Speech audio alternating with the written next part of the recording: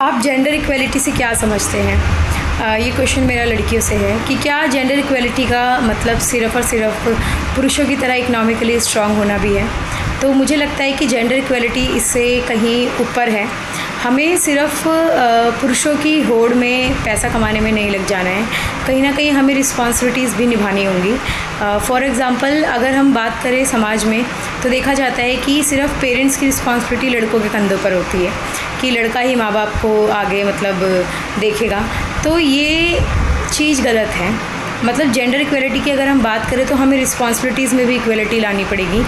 एक लड़की का भी ये फ़र्ज़ होना चाहिए कि अगर माँ बाप ने उसको पढ़ाया है, ठीक है, अगर मान लो उसको गवर्नमेंट स्कूल में ही पढ़ाया है, तो हर महीने माँ बाप के 1,000 रुपये तो खर्च होते ही हैं और साल भर के 12,000।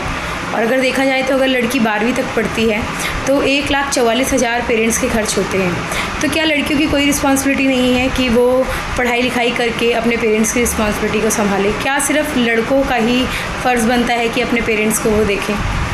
तो लड़कियों से मेरा यही कहना है कि अगर आप पढ़ लिख के कुछ बन जाती हैं तो उसमें से सबसे पहला अधिकार जो है आपके पेरेंट्स का होता है, क्योंकि पेरेंट्स बचपन से ही लड़कियों को मतलब पढ़ाते हैं लिखाते हैं, उसके बाद उनकी शादी में 5 से 10 लाख या फिर कई लोग उससे ज़्यादा भी खर्च करते हैं। तो सबसे पहला जो हमारी इनकम पे जो सबसे पहला अधिकार होता है वो हमारे पेरेंट्स का होता है। तो जेंडर इक्वलिटी में सिर्फ होड़ लड़कों से करना ये सही नहीं है, रिस्पॉन्सिबिलिटीज़ में भी होड़ करना हमें शुरू करना पड़ेगा, तभी जा कर के लगेगा कि मतलब लड़कियां बराबरी कर रही हैं लड़कों की।